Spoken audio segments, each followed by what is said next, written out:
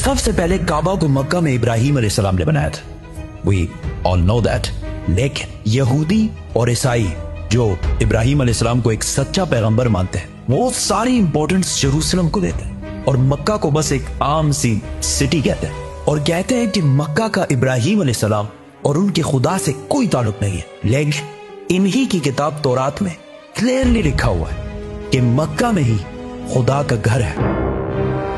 आज से 80 साल पहले वर्ल्ड वॉर 2 में हिटलर ने जब नेदरलैंड्स को फतह किया, तो आज जितने भी यहूदी थे उन सारों को एक लाइन में खड़ा किया और आहिस्ता आहिस्ता इन सारों को एक कमरे में ले जाया गया, जिधर गैस से इन सारों को आसानी से कत्ल कर दिया जाता। उधर खड़े सारे यहूदी अपनी मौत का इंतजार कर रहे थे और इन सब की जबान पर तौरात का एक ही कलमा था, साम 84। ये साम 84 यहूदियों की मेन किताब तनाख और हिब्रू बाइबल के बुक ऑफ साम्स में लिखी हुई है। तनाख यहूदियों के लिए सबसे इंपॉर्टेंट किताब है और इस तनाख के 3 मेन हिस्से हैं। तौराह जो मूसा अलैहिस्सलाम पर नाजिल हुई, नबियाना जो यहूदियों की बाकी पैगंबरों पर नाजिल हुई, और कैटुएम जिसका एक हिस्सा द बुक ऑफ साम्स है जो दाऊद अलैहिस्सलाम पर नाजिल हुई थी, जिसे मुसलमान ज़बूर के नाम से जानते हैं। साम 84 में लिखा है, कितनी खूबसूरत है आपके रहने की जगह, ए अजीम रब। ब्लेस्ड आर द पीपल जो आपके घर में रहते हैं और हर वक्त आपकी इबादत करते हैं और उनका दिल सिर्फ पिलग्रिमेज